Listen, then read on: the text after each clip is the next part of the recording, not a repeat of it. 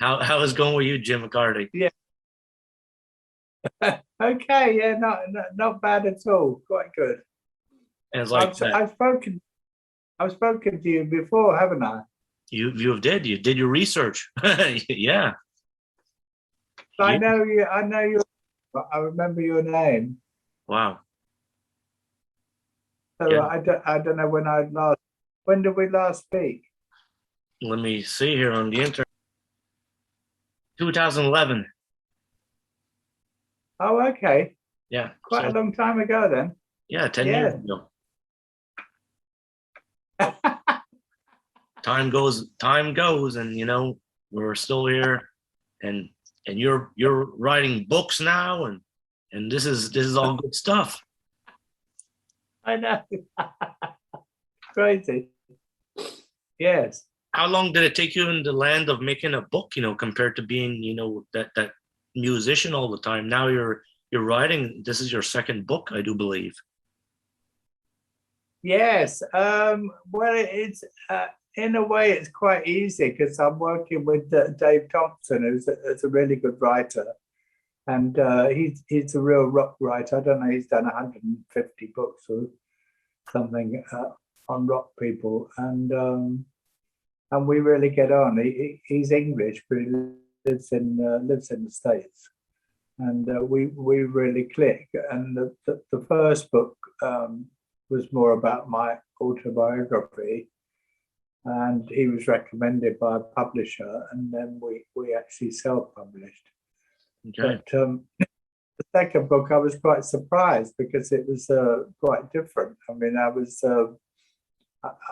basically it's sort of about my paranormal experiences. And so I was surprised he was interested. Immediately I told him. He said, "Oh yeah, I love all that stuff. I'm right there. I'll start straight away." So it was good. It's like that. So it's yeah, it's sort of easier than making a record somehow. I don't know why, but it's very similar, of course. You're putting yourself on the line. Yeah. And you're publishing something which is going to be there for good, and that's Yes, basically it. yes. And I was motivated with this book from the passing of my wife last year. She died from cancer, and so I was determined to find out what had happened to her. And so I made a lot of effort in seeking different mediums and watching things on YouTube about near-death experiences and all this stuff, and really got into it. And then I actually did a course on Zoom with a medium called Suzanne Giesman, who's American, and she decided to be a medium. She was actually an officer in the U.S. Navy, and she lost her stepdaughter in Iraq, who was struck by lightning. And then she decided to be a medium. She started in England, and so she runs courses on it, and teaches you how to do it.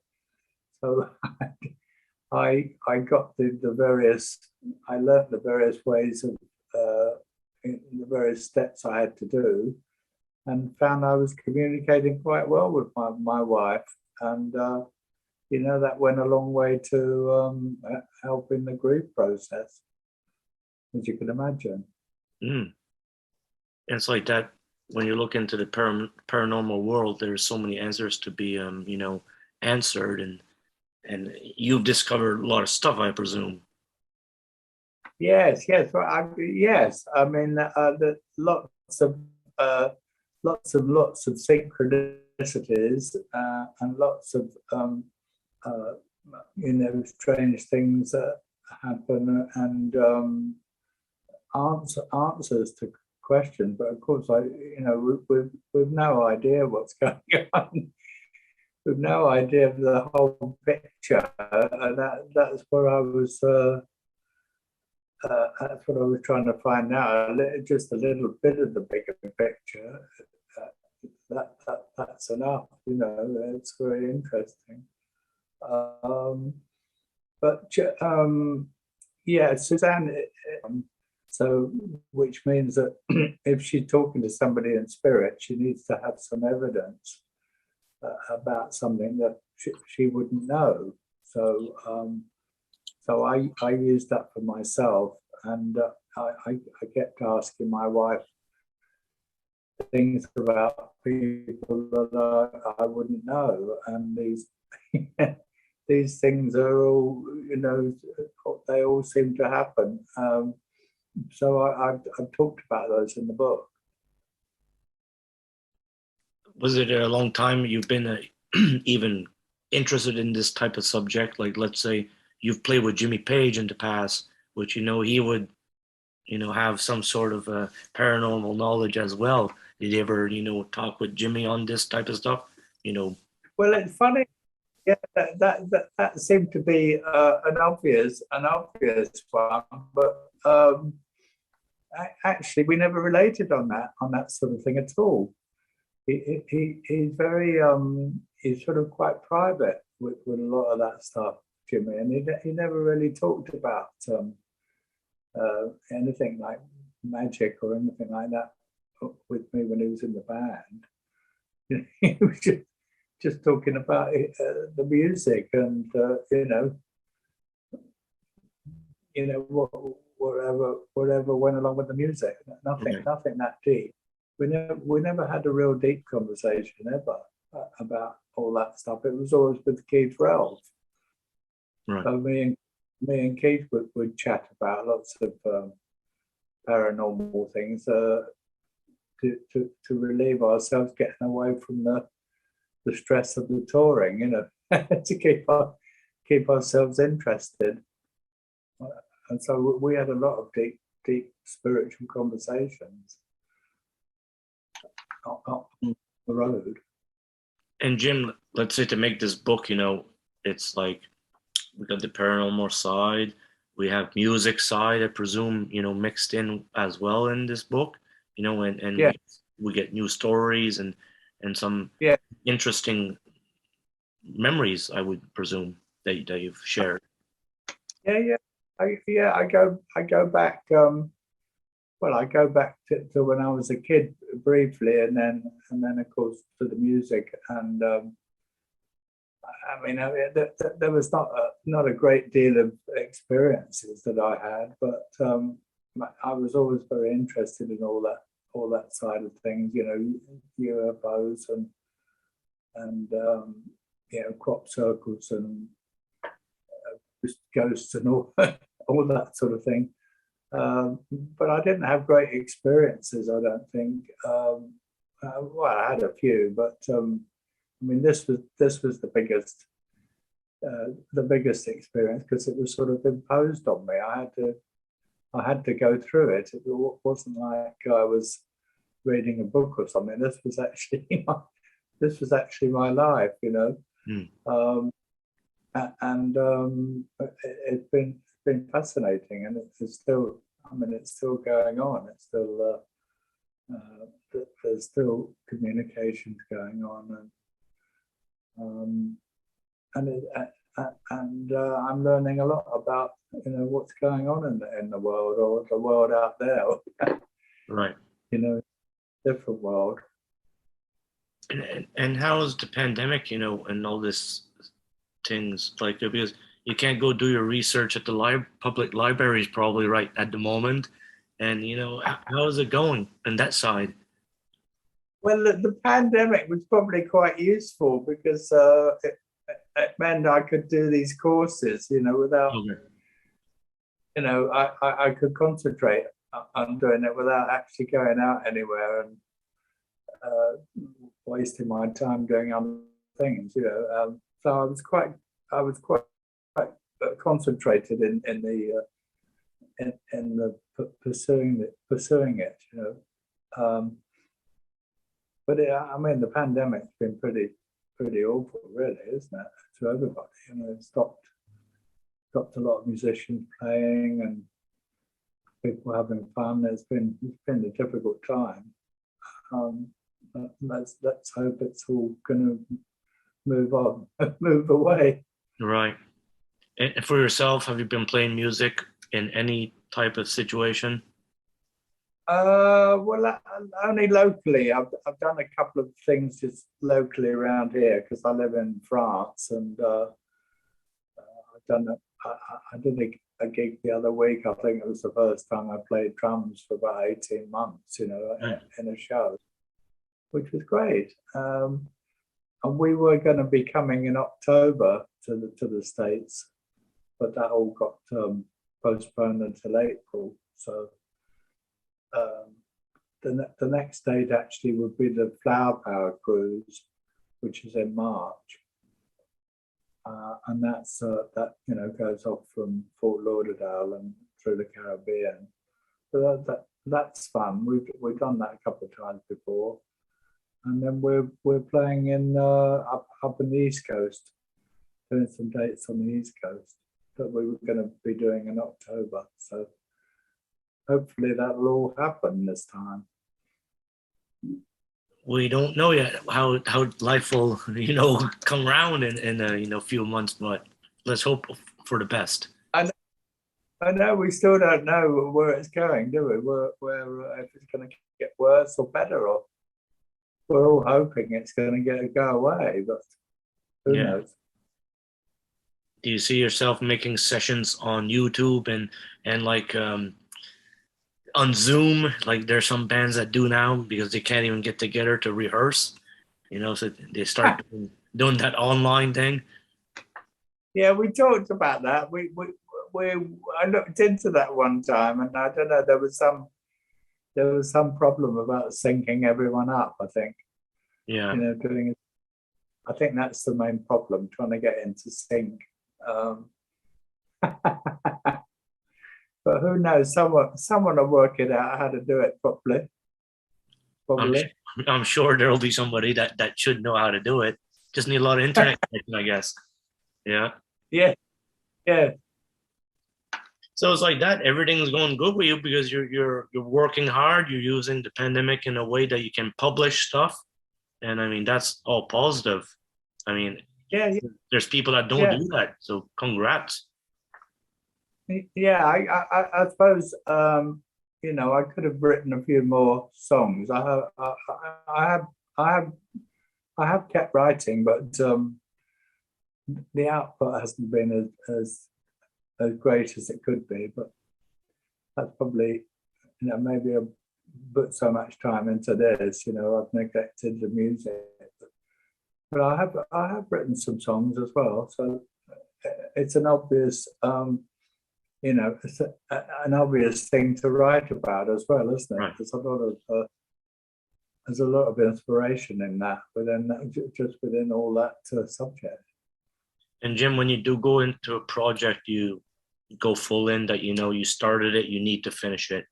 And I'm not going to do 5 projects at once. I'm going to do one project. Is that the way you work? Yeah, well, that's right. That's right. And I suppose it brings to mind, I spoke about it in the book, happenings 10 years time ago. That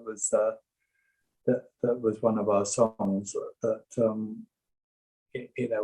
we wrote about sort of being reborn, reincarnation. That was the whole story of that song. And things that I, seeing people I thought I knew or what, and all this things I seem to have done before. I can't remember the exact words, but that was the typical song that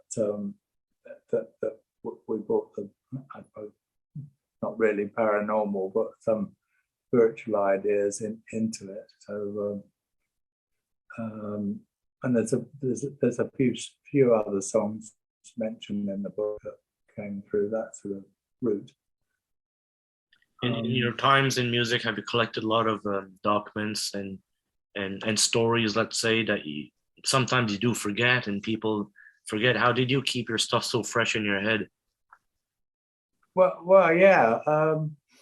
I don't know. I don't. Somebody else asked me that. I seem to have a very good memory. I don't know why. Um, and some of the other people in the band, some of the original guys, they say, "Well, I can't remember what happened on that night. What did we do?" And I always know they asked me for some reason. I don't know. I seem to have quite a clear mind, which is quite lucky. Well, you remembered our interview back in 2011, so to start off, you got a clear mind. But I didn't remember the interview, but I remembered your name. Yeah, I Okay, remember the name. Yeah, but I didn't think it was 10 years ago. That's amazing. yeah, 10 years. time does pass. How do you look at time yourself? Like, let's say, as a musician, because you're so busy at times, and it just goes faster. Would you say, or is it, I don't know what time it is. I know. It's very, very odd. I don't know. It seems to go faster now as I'm older. It goes very quick. But when I look back on the band, we were together from 63 to 68, about 5 years, the original band. And that was like a lifetime. There was so many things going on, so much happened in that time. It was like more than some people do in a whole life. Right. Incredible. All squeezed in the 5 years. So that 5 years like lasted a lifetime, let's say. Yeah, exactly. That's Amazing. incredible. Yeah. So you lived like 10 lifetimes. Yes, I'm lucky. I've had many lifetimes in one. That's good. I mean, it is interesting that, because bands back in the day, you look at, Rolling Stones interviews and Beatles and the Yardbirds, and the time span of a band was maximum 10 years, 5 to 10 years. That's how long you'll play. Then you retire, Yeah, yeah. you know? And now I know. you just keep on going. It never ends. Well, you say 10 years. We didn't think we were going to be going for more than a couple of years, really, in those days. We thought, oh no, this is not going to last. And then here we are 60 years later. Yeah. And after, will it last another 60 with other band members coming in and just keeping the thing going? Because there's lots of talk now in rock and roll that bands just keep on going, Yeah, yeah. Well, the music is still, people still like it, don't they? I mean, the Absolutely. music still sounds great. I mean, our repertoire still sounds really modern, and people love it. When we play, and obviously there's the Stones, Satisfaction and Brown Sugar and all that. They never date. Yeah. And your music never aged either, Aerosmith did a great cover of Train Kept a Rolling, and gave Yeah, it another life and different generation of fans, to pick it up and then to discover your version, and then wow. yeah, yeah. That's right. Yeah, I know. Yeah, that was good. I mean, there's been a lot of covers actually, quite a lot of covers of art. In fact, Deep Purple have just done one. Deep Purple have done Shapes of Things. Yes, yes. Nazareth as well. Yeah, Nazareth did. That's right, and Rush as well, and David Bowie, of course. Mm, So I mean, it's always a sign of of an influence. yeah. Like we must have been all these guys, which is nice, that we were an influence and they loved us, and Yes. that's a nice feeling. It's like writing a scientific paper and going to the first source of it, and you guys are the source, of making great music that just keeps on giving, to other Yeah, artists. yeah. I had a jam the other day with one of the guys in the Stranglers, And he said, well, when I was a little boy, I used to love the Yardbirds, and he started playing the Yardbirds songs, the bass player, which is great. I mean, it was really nice. And it should be a great feeling, for yourself to, be that person, that was part of it, and get to share, to say hello to somebody that, idolized you or listen to your music. I mean, it should be a good feeling Yeah, of yeah, accomplishment. yeah. It's a nice feeling. And I often forget about it. I always think, I forget, and I think, oh, I'm just an ordinary. I'm just a nobody or whatever. But then I suddenly realized, oh no, come on, Yeah, there's what did I do? Oh yeah, I played in the Yardbirds, back in, I think I deserve a little, recognition maybe today. It's like somebody said about me doing my solo stuff. They said, oh, it's great. He does his solo stuff, and then he goes back to his day job in the Yardbirds. Yeah. And you can't complain on that. That's great. Really funny. Yeah, it is. Jim, a real good pleasure talking to you again. I mean, it's been 10 years. 10 years. Yeah, and that's unbelievable how time passes by. And I just hope we get to see more stuff coming from you, because you're publishing books now, and just keeping good old busy. It's good to see. Good. Okay. Thanks, Jason. And And next time I'll have a shave. Next time. yeah, and the fans love your work. Never forget that. Okay. Great. All right. You take care. Thank you. Okay. Yeah. Good night. Have a good evening. You as well. Okay. Bye.